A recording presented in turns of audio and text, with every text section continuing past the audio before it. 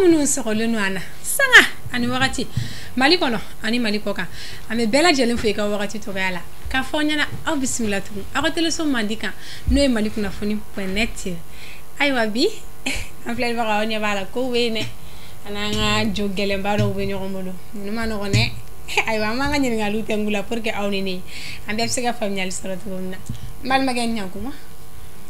Bonsoir. Bonsoir, ça va? C'est qui t'a dit que tu as appelé le baroy? Oui. Et toi, Ousmane Sidibé? Ousmane Sidibé. Oh. Balmega Nyangma? Yeah. Bon, et toi, Samba lui Auguste Kamsogo. Ah, toi, tu as chanté comme Nana Clara Singanaola. Balmega Nyangma? Ok, moi c'est Abdul Daou. Aw bismillah malikunnafoni.net plateau kan aw nana an ka wele jaabi a diyara n ye madame ne Balmagɛ la aw yɛrɛ ka baara bɛnnen don jumɛn ma?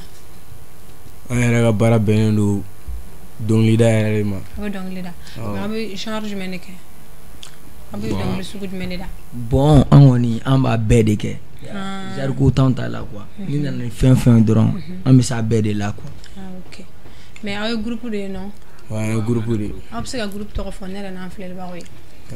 Un groupe tɔgɔ Air Gang. Air Gang. Air Gang. Kaba Bago Jigorone. Mali Migos. Mali Migos.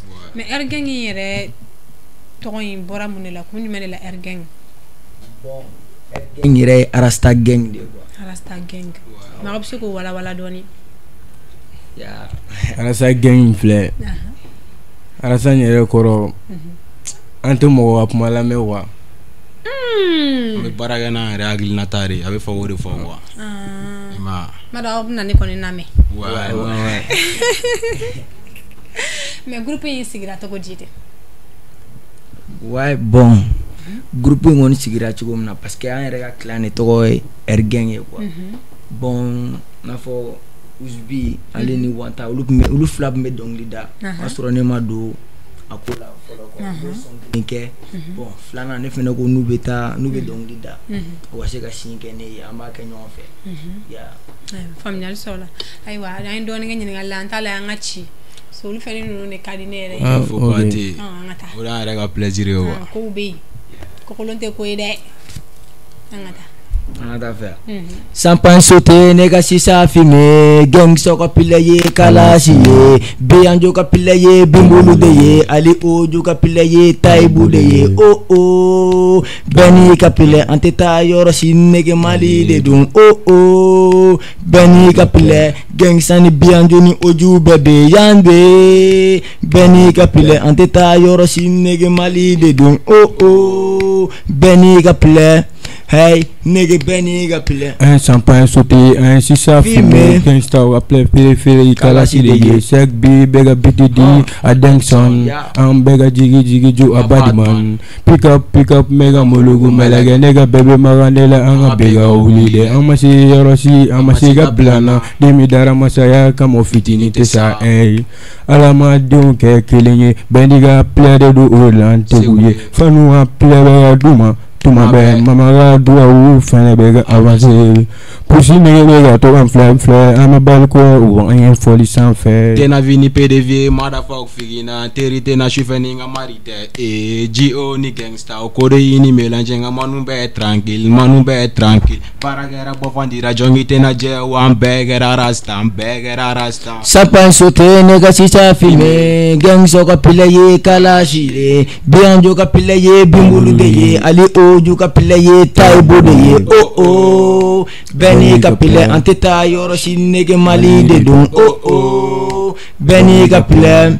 Hey, nigga Benny ka pile Benny ka pile nigga Benny ka vice ne jamale ne don iba foko porolu antena jo no antena jo anye bara deke odela jo ben ambe kan sipini ambe kan wipini nega manu me gosi energy ani jagi kengono nega tatu alama Bamako kadi nigga Benny ka go ni te se nigga hali ka go ni wari tigu fene ikato so mbeku belen ikoto so ni fam sunu toy menu bede bonso ayiwa tiɲɛ yɛrɛ la an filɛlibagaw kow bɛ yen nɔ Air Gang mɔgɔ ninnu ma nɔgɔn dɛ ayiwa ergang mɔgɔw a kɔni aw bɔra ka nin freestyle kunkuru min kɛ sisan ne kɔni filɛ aw yɛrɛ ɲɛ bɛ kow la bébé ko kuma ninnu tɛ tɛmɛ ne tulo kan dɛ ko aw ka bébé ka maga o la n y'a dɔn bébé ni caman ouais bon a sugu bɛ kɛ quoi tiɲɛ yɛrɛ la an filɛlibagaw yɛrɛ bɔra ka kow ni sisan an ka bi invité ninnu olu ma nɔgɔn dɛ ayiwa ergang mɔgɔw kow bɛ yen aw yɛrɛ ɲɛ bɛ kow la aw ka bɔra ka nin freestyle kunkuru min kɛ sisan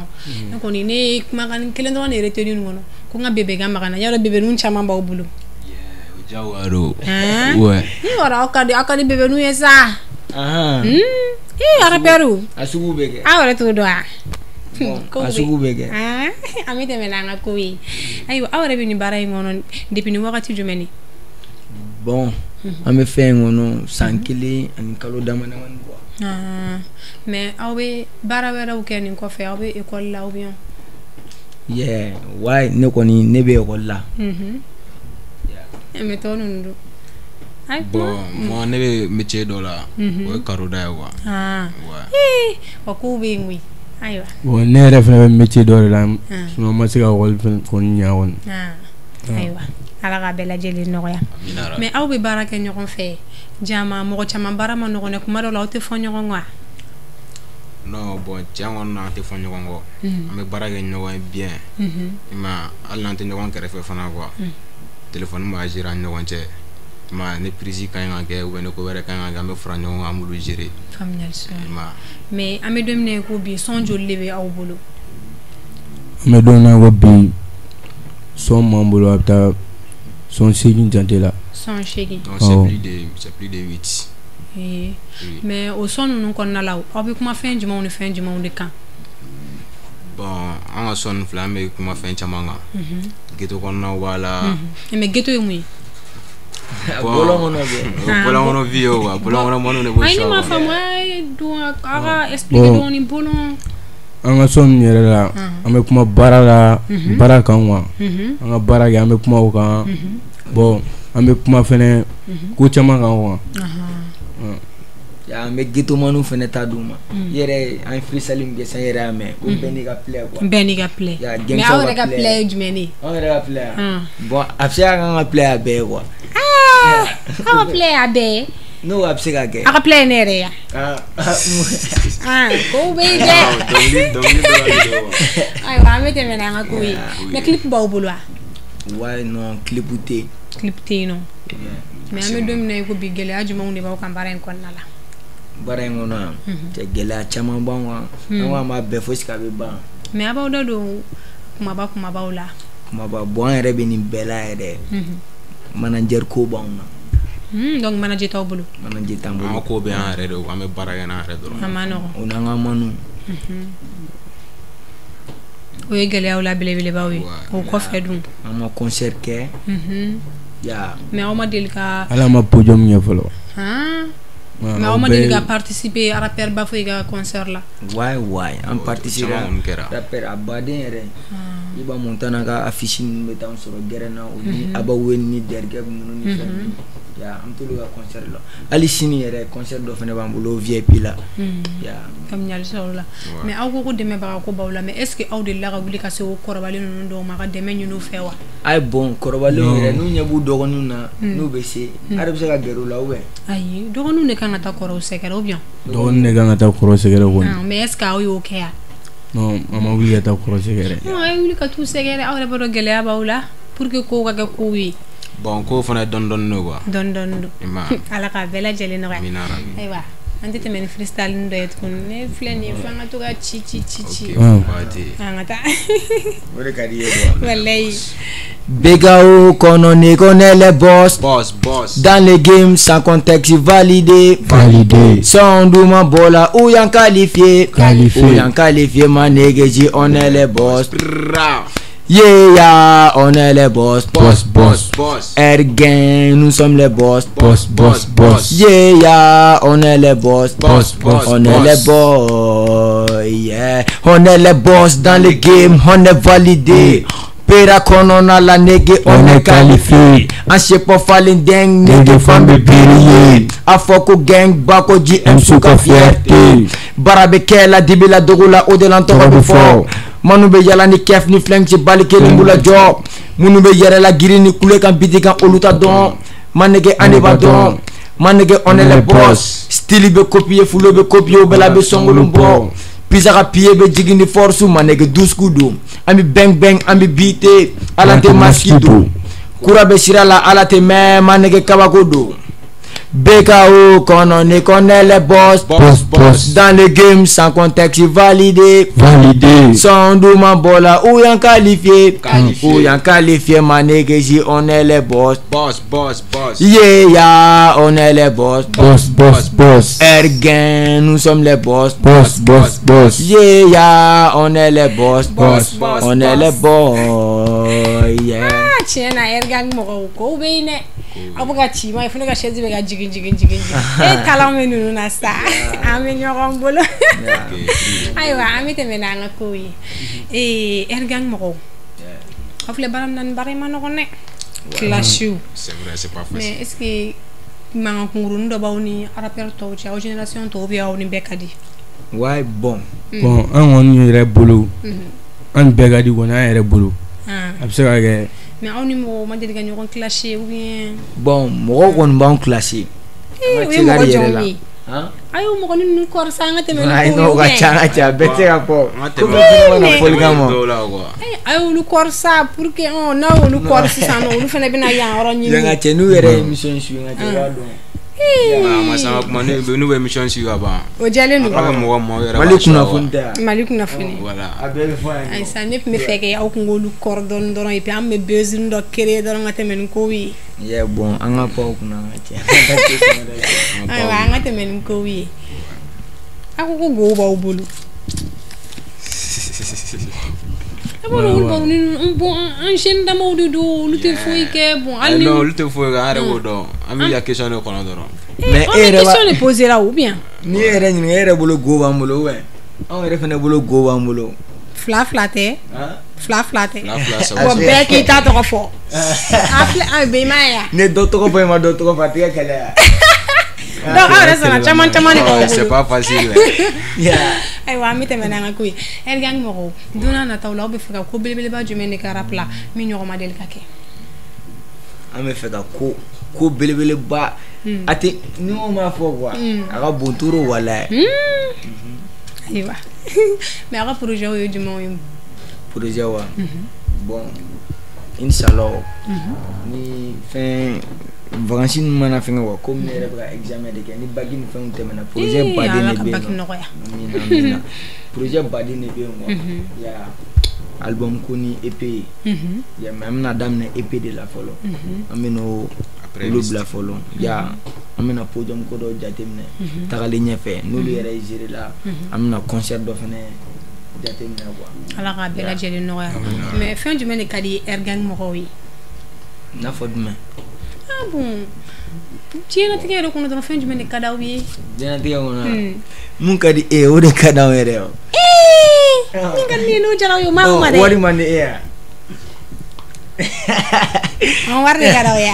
Bon wari ni fɛn caman. Fɛn jumɛn de man d'aw ye. I b'i ja fɛn fɛn na. Diɲɛ kɔnɔ an ka ɲini fɛn wari dɔrɔn de. Wari ka sɔrɔ dɔrɔn an ka taa. Kow bɛ yen dɛ. Mais fɛn jumɛn de man d'aw ye. Bon pusi negew man d'an ye quoi.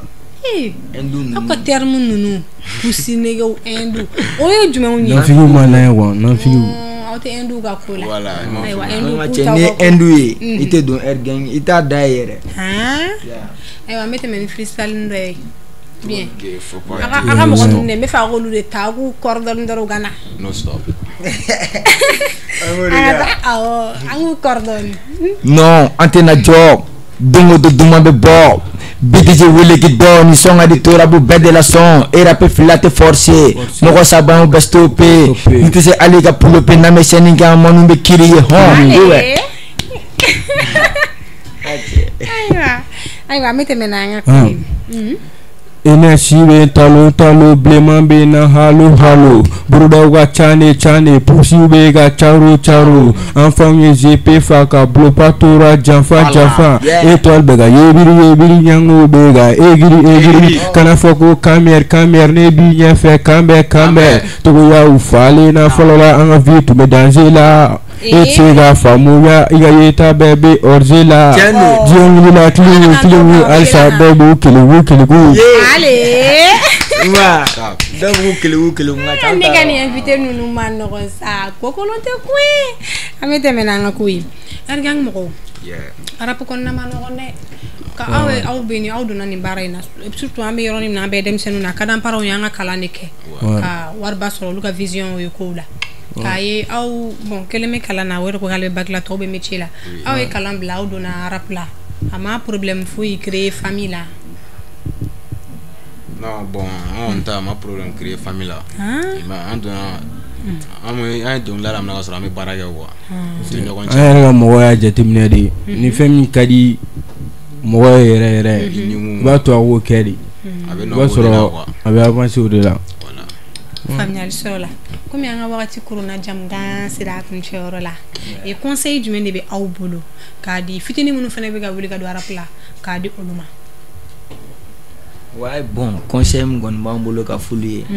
Ko bébé tani courage de quoi.